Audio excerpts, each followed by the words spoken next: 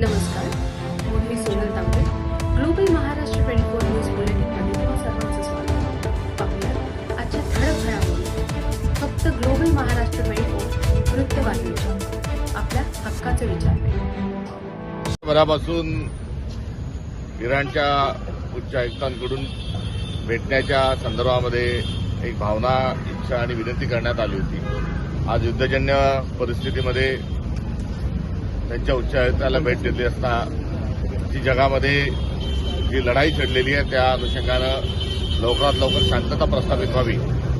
हा गांधींचा भारत देश आहे, बुद्धांचा भारत देश आहे आणि आम्ही सत्य अहिंसेच्या अनुषंगानं नेहमी एक दूत म्हणून कार्यरत राहत असल्याची भावना देखील त्यांच्यापुढे व्यक्त केली.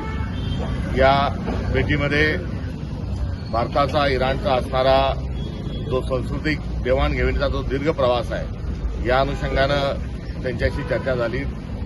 त्यांच्या देशात कशा पद्धतीची परिस्थिती आहे या संदर्भात त्यांनी देखील माहिती सांगितली आणि लवकरच यातून शांतता प्रस्थापित व्हावी ही कामना मी एक भारतीय नागरिक या नात्यानं त्यांच्याजवळ ही व्यक्त केली.